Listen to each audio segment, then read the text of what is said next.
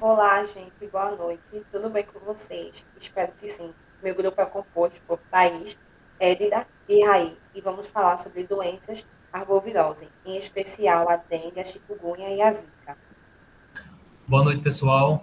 Vou falar um pouco para vocês sobre o histórico do Aedes aegypti. Foi originado no Egito, na África, e vem se espalhando pelas regiões tropicais e subtropicais do planeta desde o século XVI. No Brasil, chegou ainda no período colonial e, de acordo com o Instituto Oswaldo Cruz, o Aedes aegypti foi descrito cientificamente pela primeira vez em 1762, quando foi denominado Culex aegypti. O nome científico veio em 1818, após a descrição do gênero Aedes, em território nacional. Desde o início do século XX, o mosquito já era considerado um problema. Na época, a principal preocupação era a transmissão da febre amarela. Na campanha contra a febre, o Aedes aegypti ele foi erradicado no Brasil usando um inseticida químico. Contudo, em 1980, o mosquito voltou ao Brasil hoje e falar em erradicação é quase improvável devido à sua alta resistência que ele adquiriu aos inseticidas químicos. Agora eu vou passar para a Thaís, ela vai falar um pouco sobre a epidemiologia e as características principais da dengue. Só para se ter uma ideia, estima-se que a dengue acomete nas regiões tropicais cerca de 50 milhões de pessoas anualmente, sendo que dessas, em torno de 500 mil são quadros graves com sintomas hemorrágicos. Por isso, a dengue é classificada como um problema de saúde pública. Devido a isso, se trata de uma doença de notificação compulsória, ou seja, é obrigatório notificar não só o diagnóstico, mas os casos de suspeita de dengue. A dengue é provocada por um flavivírus, um vírus do gênero Flavivírus e da família de 5 Flaviridae, que é um patógeno de RNA envelopado e que possui 4 sorotipos bem estabelecidos, o DEV 1, 2, 3 e o 4, sendo que em termos de virulência, o 2 é o que mais se destaca, seguido pelo terceiro, depois o quarto e, por último, o sorotipo 1. Pode passar. Vou falar sobre a fisiopatologia. O vírus, quando ele entra na corrente sanguínea, nesse primeiro momento, ele irá se direcionar para três locais, como nódulos, os linfonodos e a musculatura esquelética. O RNA viral irá ser interpretado nos lisossomos para dar início à produção das proteínas virais. A maturação do vírus irá ocorrer dentro do complexo de Golgi ou no retículo endoplasmático, permitindo a liberação dessas proteínas virais na corrente sanguínea, ocorrendo assim a disseminação dela pelo corpo todo, estimulando o paciente a produzir citocinas pró-inflamatórias. E é a partir daí que vai dar início à fase sintomática da doença. E a parte mais afetada é a parede vascular, que ocorre o aumento da permeabilidade dela e, com isso, desencadeando hemorragia ou perda do plasma. Aqui temos uma forma simplificada, a fisiopatologia, contaminação por vírus, a invasão dos monócitos, linfonodos ou musculatura esquelética, a replicação, a multiplicação do vírus e por fim, a disseminação pelo corpo do hospedeiro. Pode passar, por favor. A dengue, ela, de uma forma simplificada, o quadro clínico dela é definido como quadro febril agudo, de duração no máximo de 7 dias, e vem acompanhado de outros sintomas. Dessa forma, atualmente, o que se recomenda é que encarem a doença como três fases distintas: a fase febril, clínica e a fase de recuperação. A fase febril ocorre uma febre alta de início súbito, com duração de 2 a 7 dias, vindo acompanhada de diarreia, exantema maculopapular. Fase crítica, ocorre uma melhora da febre entre o terceiro e o sétimo dia de doença, associada ao desenvolvimento de sinais de alarme e vindo acompanhado de dor abdominal intensa, vômitos persistentes, acúmulo de líquido, letargia, hipotensão postural, hepatomegalia, sangramento da mucosa e aumento do HT. E, por fim, a fase de recuperação, que ocorre uma melhora progressiva do estado geral, porém, tem que continuar mantendo a vigilância quanto aos sinais de alarme. Vale ressaltar que alguns pacientes têm chance maior de evoluir com complicações da doença e podem desenvolver choque ou hemorragia. No caso do choque, com aumento da permeabilidade vascular, ocorre o favorecimento da perda de líquido, podendo causar o choque, e ocorre entre o quarto e o quinto dia da doença, podendo evoluir para o óbito. No caso da hemorragia, não é apenas o comprometimento vascular, mas também pelo fato que o vírus afeta as plaquetas, tornando difícil o processo de tamponamento dela. Nesse caso, é contraindicado o uso de ácido acetilsalicílico e os anti-inflamatórios não esteroidais. Pode passar, por favor. Aqui temos os sintomas: dores locais nos músculos, atrás dos olhos, costas, no abdômen ou ossos. O tipo de dor é forte nas articulações, no corpo há febre, fadiga, mal-estar, perda de apetite, tremor ou suor. Também é comum dor de cabeça e manchas vermelhas ou náusea, como está na foto. Pode passar, Rai, por favor. O método de escolha para o diagnóstico da dengue depende do tempo do início da doença. Até 5 dias, ocorre uma pesquisa de antígeno viral, teste de amplificação genética, imunohistoquímica tecidual e cultural, e a partir de 5 dias ocorre uma pesquisa de antígeno, IgM e IgG. Pode passar, por favor. Teste sorológico, como falei anteriormente, IgM, IgG.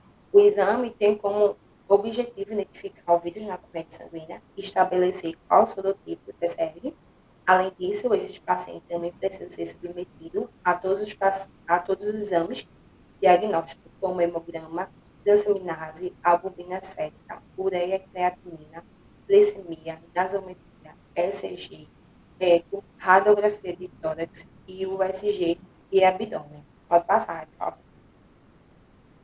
Uma vez tendo estabelecido o diagnóstico da doença, precisamos fazer o estadiamento dessa doença. É justamente isso que vai definir a conduta para o paciente. O grupo A são pacientes com suspeita de dengue, sem sinais de alarme e sem condições especiais. Por isso, é o que menos se preocupa, porque ele está bem e desenvolvimento do quadro clássico da doença, que tende a regredir dentro de dias. Grupo B são pacientes com suspeita de dengue, sem sinais de alarme, mas com condições especiais. Nesse caso, ao os pacientes estarem bem, eles possuem alguma condição de base que pode piorar com o quadro de dengue, como é o caso de doenças cardiovasculares, por exemplo. No grupo C, é diagnosticado com a dengue e com sinais de alarme. Desse modo, o paciente agora ele está em um quadro grave. E, por fim, o grupo D, que é diagnosticado grave, apresentando choque e hemorragia. Nesse caso, o paciente está tão grave que precisa ser manejado na sala de emergência, sendo que ele também receberá medicamentos para controle dos sintomas e fará todos aqueles exames do grupo C e receberá reposição volêmica imediata. Pode passar. Quadro clínico sugestivo da dengue. Se não tiver presença de sinais de alarme e não tiver nenhuma condição especial, ele vai ser enquadrado no grupo A. Vai iniciar condutas específicas para o grupo e acompanhamento ambulatorial. Se ele tiver alguma condição especial, ele vai ser enquadrado no grupo B, que vai iniciar as condutas específicas para o grupo e acompanhamento em leito de observação. Se ocorrer presença de sinais de alarme e tiver alguma condição especial, ele vai ser enquadrado no grupo D, que vai iniciar condutas específicas para o grupo, mais acompanhamento em leito de emergência.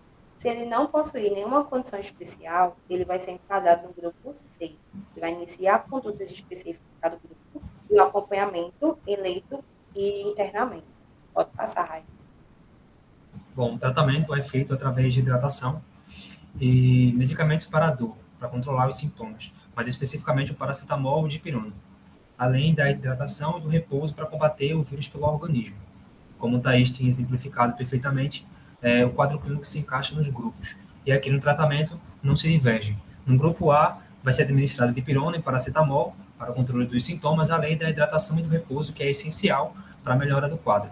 No grupo B, a gente vai continuar com as condutas do grupo A, contudo, por ser um grupo em que apresentam algum tipo de patologia em especial, fazendo com que o vírus possa desencadear ou acelerar alguma coisa, ele vai acabar ficando uma observação clínica. O grupo C, é preciso que se faça uma reposição volêmica imediata, né, de hidratação, mais um internamento, além da série de exames laboratoriais que Thaís também tinha mencionado. Com a melhora do quadro, a gente vai dar uma diminuída na hidratação.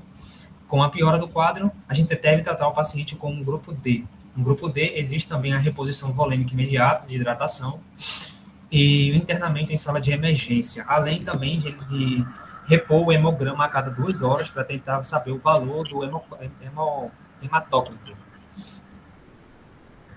Bem, a dengue no Brasil, ela já tem uma certa prevenção com relação à vacina, que foi aceita em 2016, só que essa vacina ela é um pouco improvável para a nossa realidade, pois ela requer 3 doses, e mesmo com essas 3 doses, o percentual de aceitação dela, assim, com relação à imunização, é só de 66%. Então, é um valor muito baixo, né? E um investimento muito alto. Porém, novos estudos, né, já estão sendo feitos. E tem uma nova vacina aí que apresentou grandes relevância, né, com relação aos 4 sorotipos da doença. O estudo já se enquadra na terceira fase, onde ela teve uma eficácia geral de 80,2%. Com relação à hospitalização, cerca de 90%. E com relação à fase mais grave da dengue, né, a dengue hemorrágica, 85%. Então, já temos uma previsão aí muito boa com relação à prevenção e vacinação da dengue. A outra vacina, que não é tão provável à nossa habitualidade, né, à nossa sociedade, ela é um pouco restrita. Então, ela só está disponível na rede privada. Pode passar, Raí. Passa novamente. Pronto, agora eu vou falar um pouco sobre a chikungunya. A chikungunya, né, ela é uma doença causada pelo vírus Chikungunya, do gênero alfavírus, da família Tagaviridae, onde tem como principal transmissor o Aedes aegypti e o Aedes albopictus, onde tem o homem como principal hospedeiro, né, definitivo. Após um período de infecção, né, o hospedeiro só vai apresentar os primeiros sintomas com média de 3 a 7 dias, podendo apresentar também uma estadia entre até 12 dias para a apresentação dos primeiros sintomas. Chikungunya significa aqueles que se dobram. Por quê? Decorrente das dores, né, os pacientes eles andam meio curvados, então por isso o significado dessa palavra. Aí ao lado, né, coloquei um pouco da diferença entre o Aedes aegypti e o Aedes albopictus, que é basicamente o Aedes aegypti ele é mais favorável, vamos dizer, ao nosso ambiente, né? Ele é mais encontrado na área urbana, né? Já o Aedes albopictus, não, ele prefere mais a área da vegetação. O Aedes aegypti ele tem uma alta preferência com relação ao homem, né? Já o albopictus ele pica tanto o homem como uma série de mamíferos domésticos e silvestres. Pode passar. Com relação à epidemiologia, a chikungunya, ela teve o primeiro caso inicial de epidemia na Tanzânia por volta de 1952 e 1953. Desde então, né, há relatos e surtos em vários países do mundo. Na América, ela teve o primeiro sinal de epidemia, né, em 2013 nas Ilhas do Caribe. E no Brasil, os primeiros casos foram identificados no Iapoque, no estado do Amapá, no norte, e em Feira de Santana, no estado da Bahia, em setembro de 2014. O Brasil é um ambiente muito favorável para o desenvolvimento do Aedes, por conta do clima. Pode passar, Raí. O quadro clínico, né? O quadro clínico da chikungunya, ele pode ser dividido em 3 casos. A fase aguda, 3 fases: fase aguda, subaguda e a fase crônica. Na fase aguda, ela é caracterizada por uma fase que dura em média 10 dias, onde cerca de 90%, né, dos infectados nessa fase, ele apresenta poliartralgia ou poliartrite, que são dores nas articulações de cotovelos, punhos, tornozelos, inchaços também. Eles podem apresentar também HERS, eritematosos macropopular, que são manchas no corpo, né, manchas vermelhas, e também pode ter o acometimento do esqueleto axial. Pode passar. Ai, deixa aí, peraí. Na fase subaguda, o quadro clínico do paciente, ele evolui e tende a melhora com relação à febre, né? Ele não vai mais ter febre, não vai ter mais febre alta, que se apresenta na fase aguda. Ele vai ter uma tenosynovite hipertrófica, que significa as dores nos tendões, podendo também desencadear a síndrome do túnel do carpo, que é basicamente o formigamento e dormências nas mãos e nos braços, causados por nervos comprimidos do punho. Essa fase aí, ela dura em média 3 meses. Na fase crônica, a artrite reumatoide, né? Ela é bastante presente, ela apresenta dores contínuas, né? As dores nas articulações, dependendo do paciente. Essa fase, ela pode se estender até 3 anos, né? Se o paciente ele teve algumas complicações na fase aguda, decorrente da idade também. Nessa fase, o paciente também ele pode apresentar o fenômeno chamado de Rundle, que é basicamente as extremidades ficam frias e dormentes. Pode passar aí. Aí, né, então, um resumo, né, do que eu falei anteriormente, o quadro clínico, né? A fase aguda, que é caracterizada pela febre alta, poliartralgia intensa. O HERS, eritematoso, né, maculopapular, que são as manchas. Na fase subaguda, a persistência nas dores articulares após o desaparecimento da febre, que pode se estender em até 3 meses. Ela é caracterizada também por rigidez matinais, edema, tonisonovite hipertrófica e a síndrome do túnel do carpo. A fase crônica, ela é caracterizada pela deformação articular, porque ela se estende em até 3 anos, e alguns sintomas inespecíficos podem apresentar nela também, como fadiga, cefaleia, entre outros. Pode passar. Os sintomas, né? Eu falei alguns sintomas específicos de acordo com a fase, né? Da fase que a pessoa está passando, porém tem alguns sintomas que a gente pode dizer que são universal, né? Como as dores atrás dos olhos, nas articulações, as fortes dores, né, nas articulações, no corpo, febre, calafrio, fadiga, pode ter náusea, vômitos, dores articulares persistentes, né, dor de cabeça, inchaço, irritação na pele, entre outros. Pode passar. Aí, né, algumas imagens dos sintomas, fenômeno de Rundle, que são deixar as extremidades brancas, né, dormentes e frias, e as manchas, né, na pele, né, pode passar. O diagnóstico, o diagnóstico, a gente pode dizer que ele é meio que universal para todos, né, o RT-PCR, com até 8 dias dos sintomas, IgM anti-Chicavi, a partir do 5º dia da doença, sorologia pareada com IgG anti-Chicavi, uma a partir de 6 dias e outro do 15º dia depois. Pode passar, Raí. Bem, o diagnóstico também ele vai variar de acordo com a necessidade do paciente, né?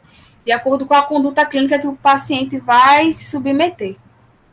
Alguns exames podem ser passados além do que eu citei anteriormente, como hemograma, exames bioquímicos com função hepática, funções renais, entre outros. Pode passar. O tratamento, ele vai se diferenciar também de acordo com a fase que o paciente está. Na fase aguda, né, costuma se tratar os sintomas com paracetamol, se necessário, associado a dipirona ou codeína. Além disso, o paciente, se estiver com queixas de dores neopáticas, que são dores crônicas, pode associar algumas drogas específicas, como amitipirinas e gambapentina. Na fase subaguda, por sua vez, nós podemos investir em AINES e glucocorticoide. Na fase crônica, podemos prescrever a hidroxicloroquina, associada ou não a sulfalazina. Pode passar.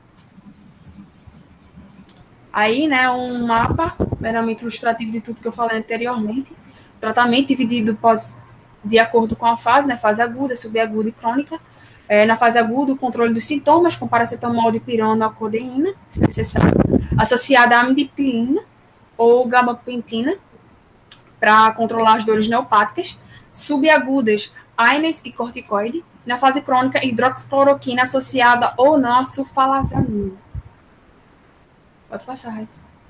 Bem, como prevenção, foi disposto agora no mês de abril desse ano, o Instituto Butantan, ele disponibilizou uma pesquisa, né, dizendo que tem um acordo confirmado para o desenvolvimento dessa fabricação contra a chikungunya, né, da vacina contra a chikungunya, onde se mostra resultados bastante eficazes, já se encontra na terceira fase, onde foi testado imunizantes, né, com relação a 4.115 pessoas, que gerou anticorpos neutralizantes em 98,5% dos voluntários, em apenas 28 dias, com dose única. Pode passar aí. Essa vacina ela já foi reconhecida, já foi até premiada. Logo na primeira fase, cerca de 100% dos voluntários apresentaram anticorpos e foram mantidos durante 1 ano. A partir desses resultados, os estudos avançou diretamente para a terceira fase. A previsão de que os estudos finais dos ensaios clínicos sejam divulgados em 6 meses. Então, previamente, a gente pode ter aí uma vacina contra a chikungunya produzida aqui no Brasil. Bom, pessoal, depois dessa apresentação incrível de dengue e chikungunya, eu vou falar um pouco para vocês sobre o Zika vírus, que é causado pelo Zincave, do gênero Flavivírus, da família Flaviviridae. A transmissão é o mosquito em questão, que é o Aedes aegypti, e outras possíveis vias de transmissão é a transmissão sexual e a transmissão vertical, que é a transmissão via transplacentária. Na década de 1940, até a década de 1940, acreditava-se que todas as deficiências de malformações congênitas adquiridas eram apenas provenientes de fatores intrínsecos aos indivíduos, ou seja, fatores de hereditariedade. Contudo, com o avanço da teratologia e a descoberta dos teratógenos, os cientistas conseguiram compreender que existem alguns agentes exógenos aos indivíduos que podem agir sobre eles no período gestacional e acabar cometendo o feto, causando distúrbios e deficiências. No caso do Zika vírus, se a mãe pega a infecção durante seu período gestacional, mais especificamente até a terceira semana de gestação, que é quando está acontecendo o desenvolvimento do sistema nervoso central, o indivíduo pode acabar nascendo com a malformação congênita denominada de microcefalia. Vamos falar a priori dessa apresentação mais sobre essa malformação.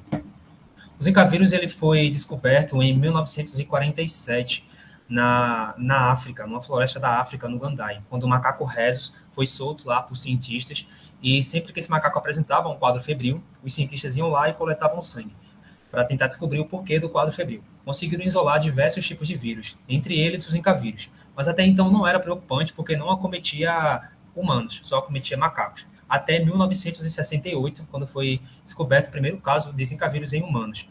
Os primeiros casos no Brasil surgiu em 2015. Devido à sua alta disseminação e sua via de transmissão, que é através de mosquito, logo ele se caracterizou como arbovirose e apresenta um problema público de saúde por entrar com uma patologia de notificação compulsória devido às suas complicações, como a síndrome de Guillain-Barré e a microcefalia, como eu tinha mencionado. A epidemiologia do Zika vírus, um total 87 países e territórios notificaram transmissão atual ou prévia do vírus da Zika, incluindo a África, as Américas, o Sudeste da Ásia, a região do Pacífico Ocidental, até julho de 2019. Eu trouxe para vocês aqui uns dados do Sinam-Net, da Semana Epidemiológica 7, onde conseguimos perceber uma curva epidêmica dos casos prováveis de Zika por semanas epidemiológicas de início de sintomas no Brasil entre os anos de 2020 e 2021, onde é possível perceber um declínio consideravelmente positivo no ano de 2021 nos casos de Zika vírus. E em 2016, mais de 8 mil bebês nasceram com malformações relacionadas à infecção pelo vírus da Zika. Aqui eu trouxe para vocês um painel de monitoramento de malformações congênitas, deformidades e anomalias cromossômicas do Sistema de Informações sobre Nascidos Vivos, o SINASC, onde conseguimos perceber nos últimos 5 anos qual foi a ocorrência de bebês nascidos com microcefalia. No ano de 2017, 561 pessoas. Em 2018, 453, 2019, 366, em 2020, 333, em 2021, 83 pessoas. É importante ressaltar que esses dados aqui eles não se limitam apenas a microcefalias desencadeadas pelos Zika vírus, porque a microcefalia também pode ser desencadeada por outros fatores, como diabetes ou a exposição da gestante a agentes tóxicos. O quadro clínico do paciente com Zika vírus, ele se resume a um período de incubação de 2 a 14 dias. Normalmente, os indivíduos apresentam melhora do quadro depois desses dias. Contudo, uma pouca quantidade dos pacientes acabam apresentando o quadro de exantema maculopapular plúrido, uma febre baixa, a fadiga e hiperemia conjuntival.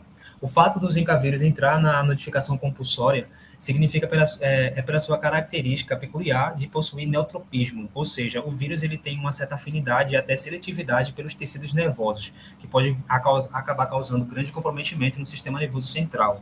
Dentre elas, acaba desencadeando a síndrome de Guillain-Barré, que é o comprometimento da bainha de mielina que recobre os neurônios, podendo causar paralisia nos seus casos mais sérios. E a microcefalia, que, como eu tinha comentado para vocês, é a redução do perímetro encefálico do recém-nascido a 2 desvios padrões. Pode acabar causando um quadro de paralisia cerebral, epilepsia, retardos de desenvolvimento, problemas de audição e de visão. Aqui é um breve resumo do quadro clínico, com as características principais dos Zika vírus, como eu tinha mencionado, o quadro de exantema, febre baixa, fadiga, hiperemia conjuntival, síndrome de Guillain-Barré e a microcefalia. Os sintomas físicos, as dores locais estão atrás dos olhos, nas articulações ou nos músculos, no corpo, fadiga, febre, calafrios, perda de apetite ou suor. Também é comum dor de cabeça, irritação na pele, vermelhidão nos olhos ou vômito. O diagnóstico se dá através do RT-PCR até o 7º dia no soro.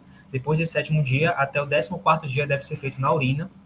Passados esses dias, é preciso que a gente faça o diagnóstico com IgM anti-Zika, onde conseguimos perceber anticorpos anti-Zika vírus, e o PRITE. Normalmente o PRITE ele é usado com pacientes que possuem sintomas, mas que deu negativo no RT-PCR. Ele às vezes é usado como um diagnóstico diferencial, né? E deve ser administrado após o 14º dia. O PRITE deve estar maior ou igual a 20 títulos para o vírus da Zika e maior que 4 comparado com os outros flavivírus, para considerar positivo. O tratamento da Zika é administrado através de medicamentos para aliviar os sintomas, preferencialmente com paracetamol, dipirona e alguns antihistamínicos. É bom evitar o uso de anti-inflamatórios não esteroides pelo risco de infecção simultânea com o vírus da dengue. E agora o diagnóstico diferencial, ela vai falar um pouco. Diagnóstico diferencial. As 3 arboviroses apresentadas, a dengue, a zika e a chikungunya, não só no que tange a sintomatologia do quadro, mas também tem relação ao tipo de patógeno, o vírus de RNA e de vetor, que também é o mosquito Aedes aegypti. Desse modo, toda vez que estamos diante de numa síndrome febril, é fundamental que nós façamos o diagnóstico diferencial entre essas 3 comorbidades.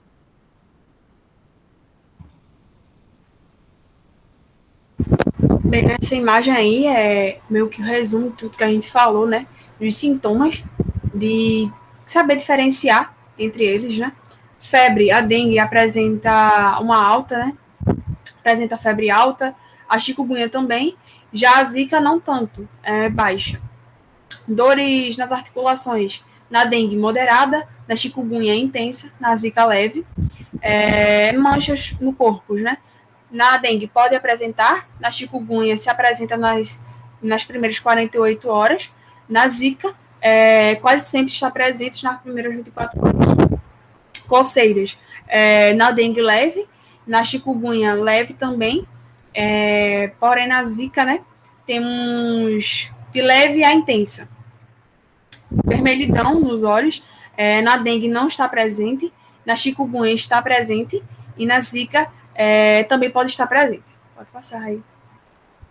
Aí, né, temos o quadro, né, o tempo de vida do Aedes aegypti, com 7 dias após com 7 dias, né, ele se torna mosquito maduro, com cor preta ou marrom, com listas brancas. Ele voa em média 1,5 metro.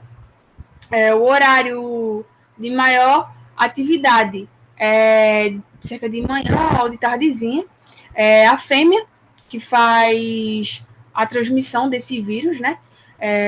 Ele tem uma certa preferência com relação ao clima úmido e quente. Seu ambiente de reprodução é na água, limpa ou parada, e a cada 3 dias colocam cerca de 40 ovos. Pode passar aí. Bem, aí, né, a gente pode falar sobre a prevenção como um todo, né?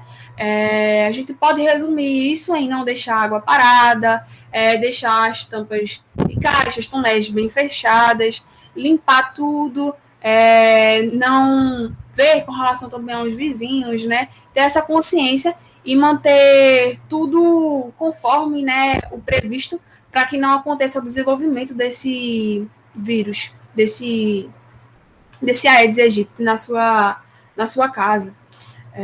Pode passar aí. Esse daí foi a nossa apresentação, aí está algumas referências. Muito obrigada pela atenção e até a próxima. Obrigado, pessoal. Obrigado pelo tempo.